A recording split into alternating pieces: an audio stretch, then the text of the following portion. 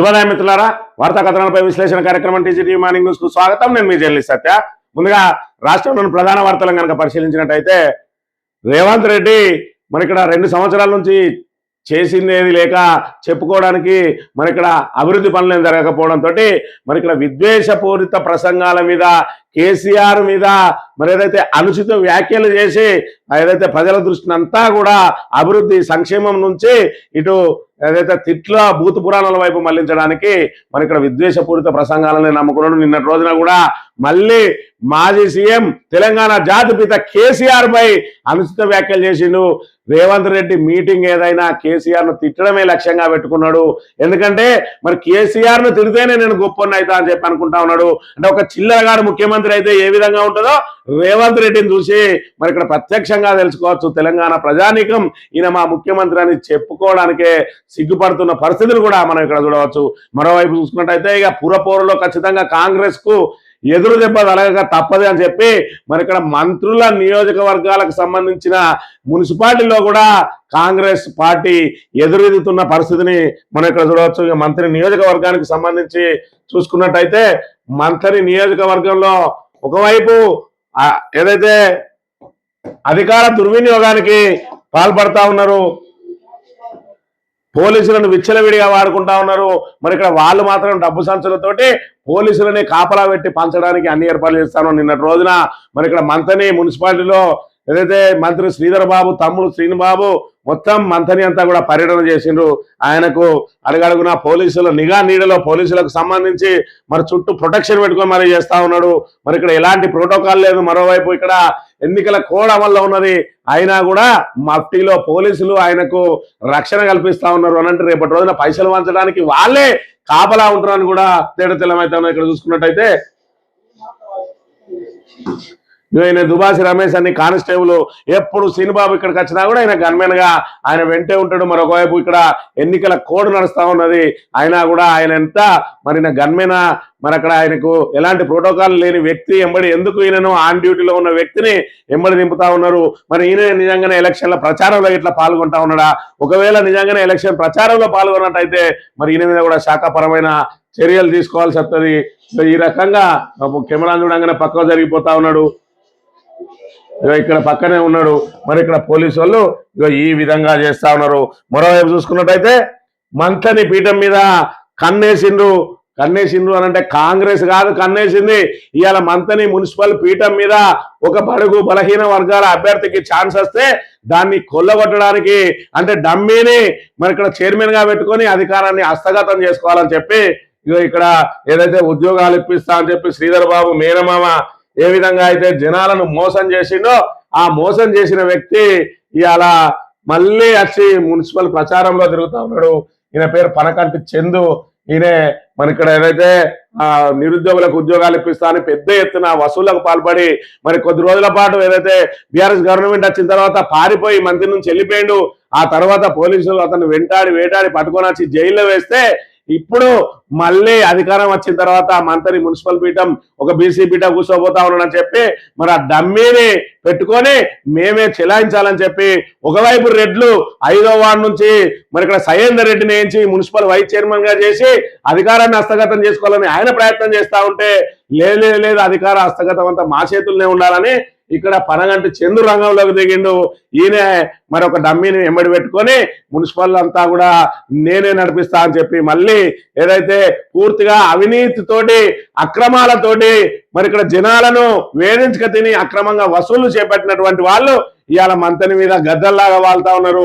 ఇప్పటికే మంత్రిలో ఇంటి పర్మిషన్ల పేరుతోటి అదే విధంగా ఇల్లు కూల్చేస్తామని చెప్పే పేరుతోటి బజ్జీల బండి పెట్టుకున్న వాళ్ళ దగ్గర కూడా వసూళ్లకు పాల్పడుతున్నటువంటి కాంగ్రెస్ నాయకులు మంత్రిని దోపిడీకి చేయడానికి ఈ రంగంలోకి దిగిండ్రు. ఇవాళ పనకంటి చందు అన్నట్టయినే గతంలో సర్పంచ్ గా చేసింది ఆయన భార్య. మరి ఆ సమయంలో ఏ విధంగా మంత్రి ప్రజలు నానా ఇబ్బందులు పడ్డారో మళ్ళీ అవే పునరావృతం కాబోతా ఉన్నాయి. మళ్ళీ ఈయన ఒకవైపు రెడ్లు ఒకవైపు కాచుకొని చూస్తా ఉన్నారు బీసీ బిడ్డకు వచ్చిన అవకాశాన్ని దోచుకోవడానికి. మరి ఇక్కడ కాంగ్రెస్ అందుకే పుట్టమల్లి గారు ఒకటే చెప్పిండు, మేము అవినీతి రహిత పాలన దోపిడీ నుంచి మంత్రికి విముక్తి కలిగిస్తాం, మా 13 మంది కౌన్సిలర్లను గెలిపియండి, నేను మంత్రికి కాపలా కుక్కలాగా ఉంచుతాం, వాచ్మెన్ లాగా ఉంటారు మా వాళ్ళు, ఎక్కడ కూడా ఒక్క రూపాయి తినాల్సిన అవసరం లేదు, ఎవరి పని వాళ్ళు చేసుకుంటారు. అంటే ఇవాళ దండుపాల్యం బ్యాచ్ లాగా వచ్చి మరి మొత్తం ఇక్కడ మంథని మీద విరుచుకపడతా ఉన్నారు. ఇక్కడ చూసుకున్నట్టయితే ఈ అభ్యర్థులందరూ ఇక్కడ చూడండి, బీఆర్ఎస్ అభ్యర్థులు కాంగ్రెస్ అభ్యర్థులు ఒకటే ఫ్రేమ్ లో చూడండి, ఇక్కడ నుంచి ఇక్కడ వరకు చూడండి, ఇక్కడ నుంచి ఇక్కడ వరకు చూడండి. మరి ఇక్కడ ఎవరు దేనికోసం ప్రయత్నాలు చేస్తా ఉన్నారో, మంతన్ని ఏ విధంగా దోపిడీకి గురి చేయాలని చెప్పి మరి ఇక్కడ చూస్తా ఉన్నారో. ఇందులో నుంచి చూసుకున్నా కూడా ఇద్దరు బీసీ బిడ్డలు ఉన్నారు. ఇద్దరు బీసీ బిడ్డల్లో ఒక ఆయన ఆల్రెడీ గతంలో సర్పంచ్ చేసిండు. మరి ఆయన అయితే మన ఆటలు చేయలేవని ఆయన ఆల్రెడీ ఓటమి కోసం ఈయన మీద కూడా ఒక టీం పనిచేస్తా ఉన్నది. ఆల్రెడీ రెడ్లు వడ్నాల సీన్ ఓడగొట్టాలని, మరి ఇక్కడ చదువురాని బాణయ్యకు అప్పచెప్పాలని ఒకవైపు చూస్తా ఉంటే, పనగండి చెందు కూడా మరి అందులో ఏదైతే శ్రీపతి బాణయ్య వాళ్ళ చేతికి వద్దు నా చేతుల్లోనే ఉండాలని, ఏది ఏమైనా మంత్రిలో రెడ్ల ఆధిపత్యమా లేదంటే ఇప్పుడు శ్రీధరబాబు మామ ఆధిపత్యమా అన్న చందంగా మొత్తానికైతే అధికారాన్ని హస్తగతం చేసుకొని మంత్రిని దోపిడీ చేయడానికి రంగంలోకి దిగిన ఈ రెండు వర్గాలనే విషయాన్ని మనం ఇక్కడ గమనించాలి. ఇక గతంలో చూసుకున్నట్టయితే దుద్దిల్లా శ్రీధర్ బాబు గారు 2020 మున్సిపాలిటీలో ఒక మేనిఫెస్టో పెట్టిండు.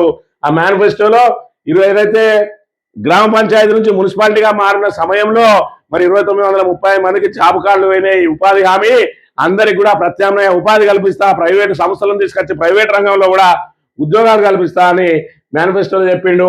2 రూపాయలకే మినరల్ వాటర్ 20 లీటర్లు ఇస్తా అన్నాడు. 5 రూపాయలకే భోజనం పెట్టిస్తా అన్నాడు. బస్ స్టాండ్ లో ఉచితంగా మినరల్ వాటర్ అన్నాడు.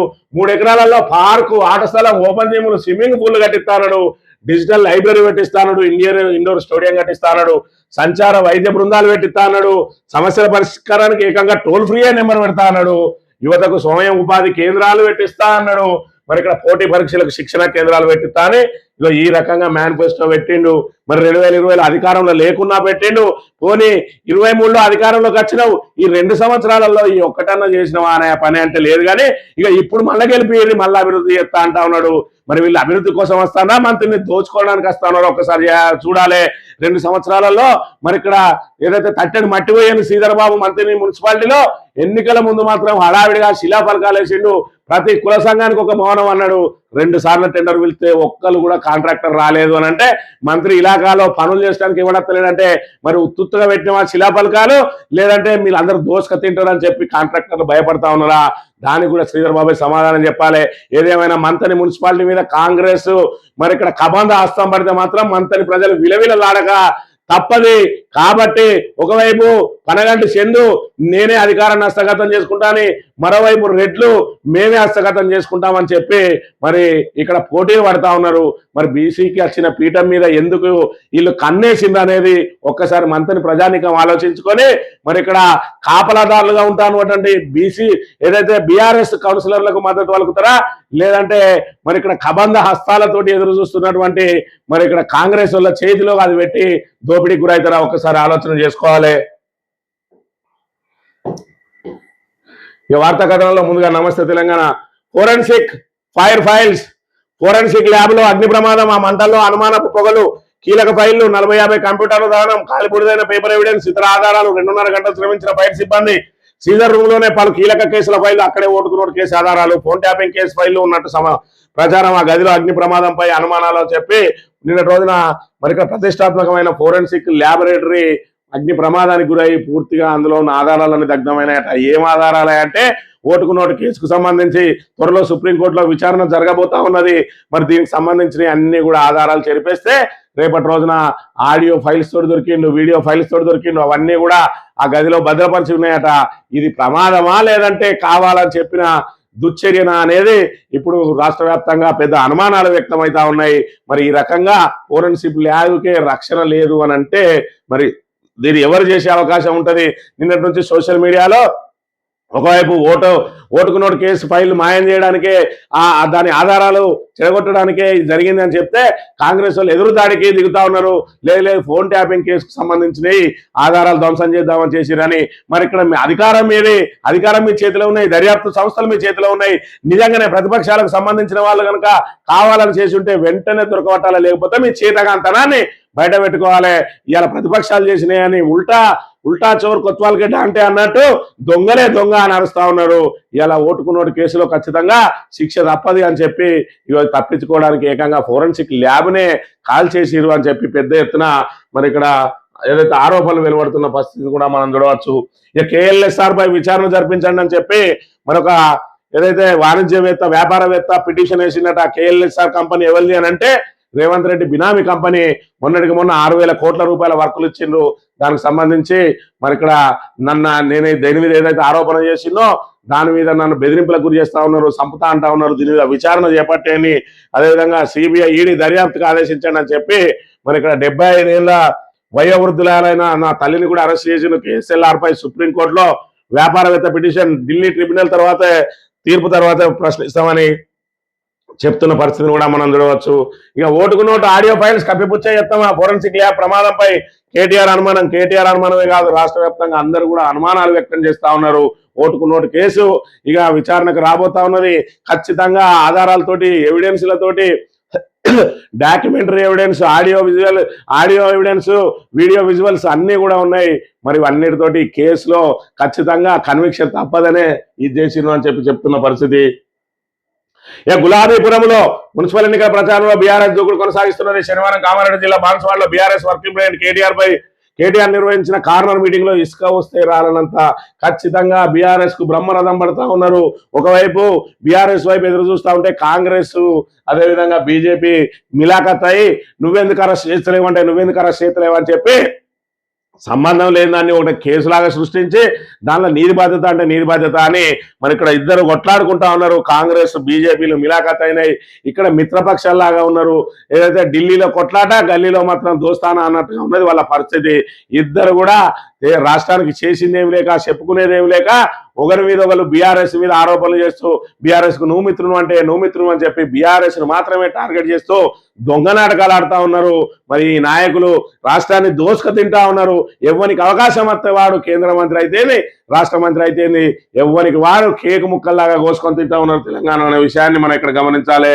ఇక కోస్గిలో గుండారాజ్ ప్రచారం చేస్తే చంపేస్తాం, సీఎం ఇలాకాలో బీఆర్ఎస్ అభ్యర్థికి వార్నింగ్, కాంగ్రెస్ నేతలు కారులో వచ్చి దౌర్జన్యం, ప్రాణం పైన ప్రచారం ఆపేది లేదన్న అభ్యర్థి ప్రచారం చేస్తే కూడా చంపేస్తామని బెదిరిస్తారట. అట్లున్నది ప్రజాస్వామ్యం. కాంగ్రెస్ కోటేస్తే సర్వనాశనం అవుతుందని చెప్పి ఏదైతే కేసీఆర్ చెప్పిండో మరి అది ప్రత్యక్షంగా చూస్తా ఉన్నాం. ఇవాళ ప్రజాస్వామ్యాన్ని పూర్తిగా కూని చేసిండ్రు. వాళ్ళ నాయకుడేమో సంవిధానానికి బచావో అని రాజ్యాంగాన్ని చేతిలో పట్టుకుంటాడు. ఇక్కడనేమో రాక్షస కాండ జరుగుతా ఉన్నా కూడా ఆయన కళ్ళకు మాత్రం కనబడదు. ఆయనకి ఇచ్చే డబ్బు సంచులు మాత్రమే కావాలనే విషయాన్ని మనం ఇక్కడ గమనించాలి.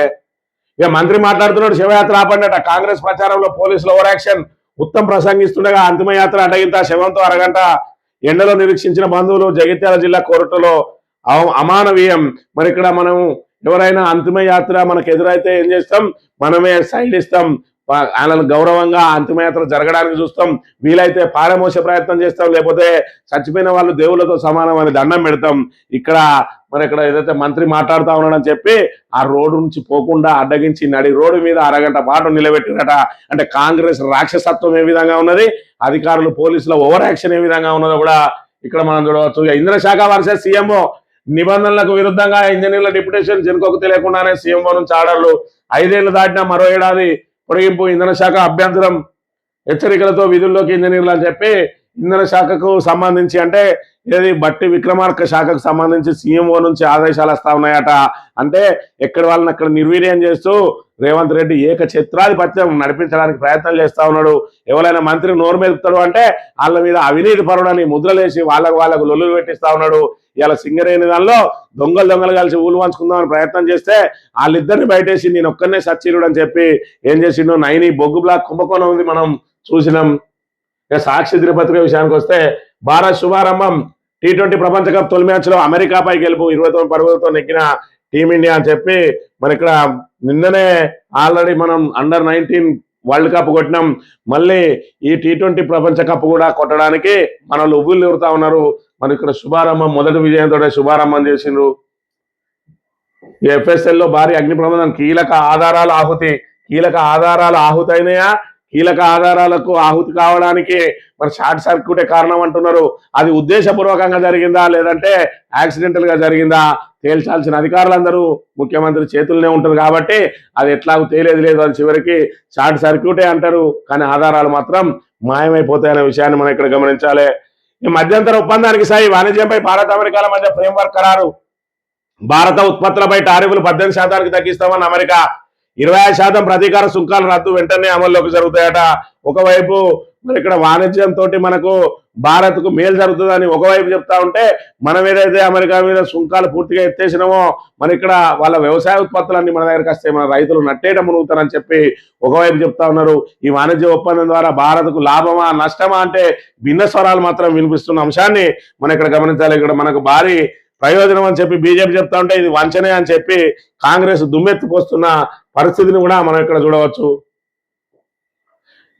ఇక చంద్రబాబు నాయుడు హెరిటేజ్ ఉత్పత్తులన్నీ నాసి రకం అని చెప్పి మరి ఇక్కడ FSSA ఆయన నిర్ధారణ చేసిందట. అలా మిల్క్ ప్యాట్ కనీస స్థాయిలో కూడా లేదు, ఇదంతా వ్యర్థాలు ఉన్నాయని చెప్పిన పరిస్థితి కూడా మనం చూడవచ్చు. ఈ ప్రాణాయుధ చేవలను పునరుద్ధరిస్తాం, నువ్వు చెప్పేవారికే 2 ఏళ్ళు అయిపోయింది, 2.5 ఏళ్ళకి వచ్చింది, ఇంకా పునరుద్ధరిస్తాం, ఇవి చేస్తాం, లట్టి చేస్తాం, పొట్టి చేస్తాం, నీ దగ్గర రూపాయి లేదని చెప్తావు, చేతగాలని దద్దమ్మనని నువ్వే ఒప్పుకుంటావు, మళ్ళీ ఎన్నికల చెమాతకు మాత్రం అన్ని నేను చేస్తా అంటావు. ఏదైతే అధికారులు కానీ ఉద్యోగులు కానీ నిరుద్యోగులు కానీ ఏదైనా అడిగితే ఖజానా ఖాళీగా ఉన్నది నేనేం చేయాలంటావు. నీ నాలుకకు మొక్కలు రాయ్యా, నువ్వు ఏం మాట్లాడతావో నీకే అర్థం కాదు. ఈ ఆంధ్రజ్యోతి విషయానికి వస్తే కేసీఆర్ దొంగ పాస్పోర్ట్ల చరిత్ర చెరిపేస్తే చెరిగేదా, దళితుని సీఎం చేస్తాననే దొంగ హామీల చరిత్ర అది చెరిగిపోకుండా చూసే బాధ్యత నాదట. ఆయన మాట్లాడే మాటలు ఎంత అవమానకరమైన నీచమైన భాషను ఉపయోగిస్తాడో మరి రేవంత్ రెడ్డి గతంలో ఏం మాట్లాడిండో మరి ఆయన మాట్లాడిన మాటలే ఒకసారి విన్నట్టయితే, ఏదైతే దళితుల్ని ముఖ్యమంత్రి చేస్తా అని చెప్పిండు అని ఆయననే చెప్తాడు. మళ్ళీ దానికి సంబంధం లేదు, ఆయన ముందే చెప్పి దళితునికి ముఖ్యమంత్రిగా అవకాశం ఇయ్య, నేనైతేనే పూర్తి చేస్తా అని చెప్పే వచ్చిందని కూడా ఆయననే చెప్తాడు. ఒక్కసారి మరి రేవంత్ రెడ్డి నరం లేని నాలుక ఏ విధంగా మాటలను తిప్పుతుందో ఒక్కసారి మనం దీని ద్వారా చూసినట్టయితే, తాను కూడా చాలా కమిట్మెంట్ ఎన్ని పొలిటికల్ క్రైసిస్ వచ్చినా కూడా నిలదొక్కుని దాన్ని ముందుకు తీసుకెళ్ళాడు. ఆయన ఉన్నాడు కాబట్టి ఎవరైనా ఇచ్చింది, అది అతిశయోక్తి కాదు, ఒప్పుకోవాల్సింది. అంటే నేను రాజకీయ నాయకులు ఒప్పుకోకపోయినా వాస్తవం మాత్రం అదే. సో మాకు ఇష్టం లేకపోవచ్చు, ఒక పార్టీ నుండి ఒక పార్టీలో ఇంపార్టెంట్ రోల్ ప్లే చేస్తూ నేను ఆ మాట అనకూడదు. కానీ ఇప్పుడు తెలంగాణ రాష్ట్రం వచ్చిందంటే చంద్రశేఖరరావు గారి కృషిని ఎవరు కాదన్నది. కానీ ఇప్పుడు తెలంగాణ రాష్ట్రం వచ్చిందంటే చంద్రశేఖరరావు గారి కృషిని ఎవరు కాదన్నది, నేను కూడా ఇంక్లూడింగ్. అంటే అది ఇక మనం వ్యక్తిగతంగా ద్వేషమో లేకపోతే ఆయన చిన్న చేసు పక్కా ఒప్పుకుంటాడు. రేవంత్ రెడ్డి దగ్గర గొప్పతనం ఏంటంటే ఆయన ఇవాళ మాట్లాడడానికి రేపు మాట్లాడడానికి సంబంధం లేదు. దళిత విషయంలో కూడా రాష్ట్రానికి ముఖ్యమంత్రి విషయంలో గతంలో చెప్పిందంతా కూడా రాష్ట్రం వచ్చిన తర్వాత క్లియర్ గా ప్రజల దగ్గర దళితులు చేయను, నేనే ప్రజల దగ్గర పోయాను. ప్రజలు ఆయన లీడర్షిప్ కు మ్యాండేట్ ఇచ్చింది. ఇప్పుడు ఆయన దళితులు ముఖ్యమంత్రి చేస్తాను ఎన్నికలు పోయి రిజల్ట్ వచ్చిన తర్వాత ఆయన అది చేయను ఇది చేస్తానంటే తప్పు. రాష్ట్రం వచ్చిన తర్వాత క్లియర్ గా ప్రజల దగ్గర దళితులు చేయను, నేనే ప్రజల దగ్గర పోయాను. ప్రజలు ఆయన లీడర్షిప్ కు మ్యాండేట్ ఇచ్చింది. మరి ఇంకేంది, నీ నోటితో నువ్వే చెప్తాను, మళ్ళీ ఇక ఇక్కడికి వచ్చి మళ్ళీ ఇంకో మాట మాట్లాడుతాను. తినేది అన్నం తింటానవా గడ్డి తింటానవా రేవంత్ రెడ్డి అని చెప్పి ఇవాళ నిన్ను ప్రశ్నించగా తప్పది. దళితులు సీఎం చేస్తాననే దొంగ హామీల చరిత్ర రూపాపకుండా చూస్తా అంటే నువ్వే చెప్పినావు. నీ నోటితోటే స్వయంగా దళితుల్ని ముఖ్యమంత్రి చేస్తా అని ఉద్యమ సమయంలో చెప్పిండు. కానీ తెలంగాణ బాగుపడాలంటే నేనే ముఖ్యమంత్రిగా ఉండాలని చెప్పి నేనే ముఖ్యమంత్రిని అవుతా అని ఎన్నికలకు పోయిండు.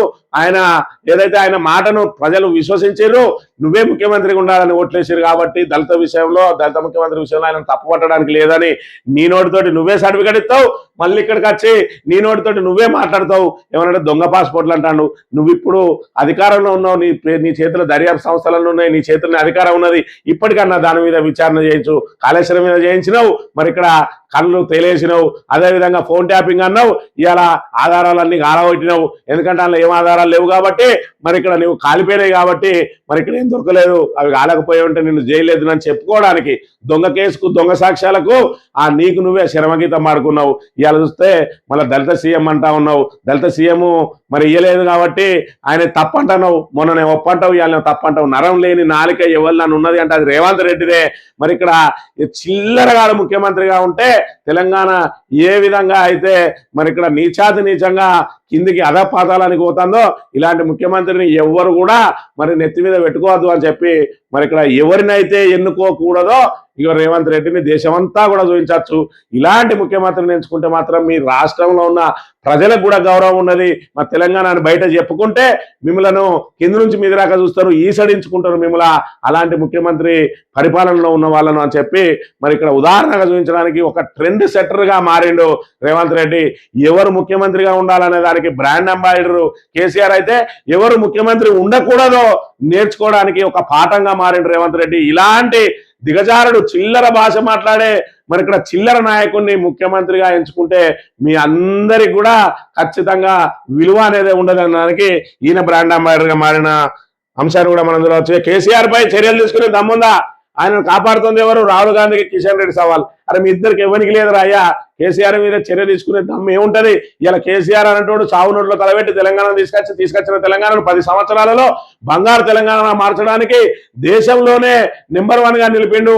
మరి అప్పుడే పురిటిలో పుట్టిన తెలంగాణ బిడ్డను ఇవాళ అందరితోటి పోటీపడి మీరు కరెంటు మీకు ఎక్కడి నుంచి వస్తుంది అని చెప్పి మీ కరెంటు తీగలు బట్టలారేసుకోవడానికి తప్ప దేనికి పనిచేయని చెప్పిన ఆంధ్రులను ఎదిరించి ఇవాళ 24 గంటల ఉచిత విద్యుత్ రైతులకు అందించి 24 గంటలు వ్యాపార వాణిజ్య అవసరాలకు 24 గంటల గృహ అవసరాలకు కూడా ఒక్క రెప్పపాటు కూడా కరెంటు పోకుండా ఇవాళ తెలంగాణకు తీసుకొచ్చి ఈ తెలంగాణను అన్నిట్లో నెంబర్ 1 గా నిలిపిన చరిత్ర కేసీఆర్ అయితే మీరు కేసులు పెడతాం తెలంగాణ తెచ్చినందుకు పెడతావా? తెలంగాణ నెంబర్ 1 గా నిలిపినందుకు పెడతావా? రైతు బాంధవునిగా రైతుకు అండగా నిలిచినందుకు పెడతావా? ఇలా సంక్షేమాన్ని అభివృద్ధిని సమపాలలో నడిపించినందుకు కేసులు పెడతారా? చేతగాని దద్దమ్మలు మీ ఇద్దరిని తీసి లోపల వారదెంగాల మీ ఇద్దరిని కట్టగట్టి హుసేన్ సాగర్ లేసిన తప్పు లేదనే విషయాన్ని మనం ఇక్కడ గమనించాలి. ఇక ముదురుతున్న ఫెవికాల్ బంధం అంట చంద్రబాబు నాయుడు ఏమన్నా అంటే ఈ కులగజ్జి ఈ కుక్కలు ఏదైతే రేవంత్ రెడ్డి బూట్లు నాకే రాధాకిట్టి గారి కుక్క, ఈ కుక్క ఈడబెట్టి పెద్ద పేజీ మీద రాస్తాడు.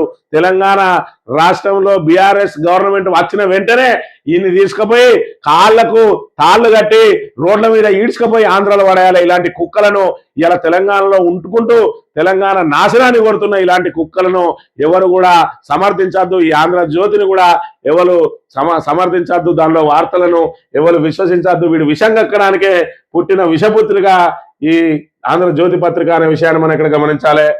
ఇక ఏకపక్షమా పొత్తు తప్పదా? రసవత్తరంగా కరీంనగర్ కార్పొరేషన్ పోరు, మేయర్ పీఠంపై కమల్నాథ్ లో ఫోకస్, విస్తృతంగా కేంద్ర మంత్రి బండి సంజయ్ ప్రచారం. ఈసారి సీట్లు పెరగడం ఖాయమంటున్న కాంగ్రెస్, టికెట్లపై గందరగోళంతో మెజార్టీలో ఆ పార్టీపై సందేహాలు పడిపోయిన బీఆర్ఎస్ గ్రాఫ్ దక్కేది 3వ స్థానమే. ఈడే నిర్ణయిస్తాడు. ఈ కుక్క ఏదైతే బీఆర్ఎస్ మీద విషం కక్కడానికి మరి ఇక్కడ అవతల దగ్గర పైసలు తీసుకొని కేవలం ఇలా బ్లాక్ మెయిల్ రాజకీయాల కోసమే పుట్టింది ఈ పత్రిక. అందుకే ఎవడు పత్రికలు చదువుడే బంద్ చేస్తా ఉన్నాడు. ఇలాంటి కుక్కలను పత్రికలకు అధిపతులుగా పెట్టుకొని కులగజ్జితోటి ఇలా కమ్మ సామాజిక వర్గానికి వంతవాడడం కోసమే పుట్టిన ఈ కులగజ్జి పత్రిక ఇది. మరి అదేవిధంగా ఆంధ్ర ప్రాంత ప్రయోజనాల కోసం తెలంగాణలో పనిచేస్తున్న మరి రాధాకిట్టి గారి అని అందరూ కూడా ఖచ్చితంగా వ్యతిరేకించాల్సిన అవసరం ఉన్నది. ఈనాడు దినపత్రిక విషయానికి వస్తే కేసీఆర్ది చెరగని దగా చరిత్ర. ఎవరిది దగా చరిత్రనో ఎవరిది మెగా చరిత్రనో మరి ఇక్కడ ఆల్రెడీ తెలంగాణ ప్రజానీకం చూస్తా ఉన్నారు. కేసీఆర్ అనే మహోన్నతమైన వ్యక్తి లేకపోతే ఇలా తెలంగాణ అనేది లేదు. తెలంగాణ అనేది లేకపోతే రేవంత్ రెడ్డి అంటూడే కూడా తెలియదు. మరి అలాంటి బంగారు తెలంగాణ సాధించడానికి మా తెలంగాణ ఉద్యమాన్ని 14 సంవత్సరాల పాటు మరి ఇక్కడ ఒక్క రక్తం చుక్క కూడా నీలరాలకుండా హింసను ప్రేరేపించకుండా కేవలం తన వాక్చాతుర్యంతో, తన పోరాట పటిమతోటి, తన నాయకత్వ లక్షణాలతోటి సబ్బండ వర్గాలను ఏకం చేసిన చరిత్ర కేసీఆర్ అయితే ఇవాళ మొత్తం అరచేతిలో వైకుంఠం చూసి అబద్ధాలతోటి అసత్యాలతోటి మరి ఇక్కడ ఏదైతే అలవిగాని హామీలను ఇచ్చి ఇవాళ అడ్డదారిలో అందరిని తొక్కుకుంటూ వచ్చి ముఖ్యమంత్రి అయిన చరిత్ర రేవంత్ రెడ్డిది. చరిత్రలో ఇలాంటి ముఖ్యమంత్రి కూడా ఒక పాఠంగా మారుతాడు ఖచ్చితంగా. మరి ఇక్కడ ఏదైతే తెలంగాణ ఇద్దరు ముఖ్యమంత్రులను చూసింది తెలంగాణ ఏర్పడిన తర్వాత, ఒక మహోన్నతమైన ముఖ్యమంత్రి కేసీఆర్ అయితే అసలు ఎవడైతే నాయకుడిగా ఉండకూడని లక్షణాలు ఉన్నాయో అలాంటి వ్యక్తి ముఖ్యమంత్రిగా ఆయన చరిత్ర కాంగ్రెస్ ఇలా ఈయన తీసుకొచ్చే రుద్ర చరిత్ర. అందుకే వీళ్ళిద్దరిని చూపించి ఎలా ఉండాలి ఎలా ఉండకూడదు అనడానికి వీళ్ళిద్దరిని సాక్ష్యంగా చూపించడానికి ఇవాళ రేవంత్ రెడ్డి చరిత్ర పనికొస్తుంది. మరి ఇక్కడ చరిత్ర చదివిన తర్వాత అప్పుడు ఫ్యూచర్ ఆ జనరేషన్ తెలుసుకుంటుంది చరిత్రకారుడు ఎవడో చరిత్ర హీనుడు ఎవడో అనేది త్వరలో తెలిపోతుంది. ఏదేమైనా మున్సిపల్ ఎన్నికల్లో వాళ్లకు వ్యతిరేక పవనాలు వీస్తా ఉన్నాయి కాబట్టి విద్వేషపూరితమైన ప్రసంగాలు చేస్తా ఉన్నాడు. 2 సంవత్సరాల నుంచి అధికారం చెలాయిస్తూ చెప్పుకోవడానికి ఒక్క అభివృద్ధి పథకం లేక రోజు విద్వేష రాజకీయాలకు విద్వేషపూరితమైన ప్రసంగాలకు పాల్పడుతున్న రేవంత్ రెడ్డి ఆ ప్రసంగాలు చేస్తా ఉన్నాడు అని అంటేనే చేసింది చెప్పుకోవడానికి ఏం లేదు. నువ్వు 2 సంవత్సరాల పాటు పరిపాలన చేసినా కూడా చేసింది చెప్పుకోలేకపోతా ఉన్నావు, చెప్పడానికి ఏం లేదు అని అంటే నీకంటే అసమర్థ ముఖ్యమంత్రి ఎవడు ఉండడు అని చెప్పి దీని ద్వారా తేటతెల్లమైంది. ప్రజలందరూ కూడా ఖచ్చితంగా తెలంగాణకు శ్రీరామరక్ష అని బీఆర్ఎస్నే కోరుకుంటా ఉన్నారు. ఖచ్చితంగా పురపోరులో కాంగ్రెస్ కు భంగపాటు తప్పది. ఇది ఈరోజు మార్నింగ్ న్యూస్. రేపు వెళ్దాం. Thank you very much.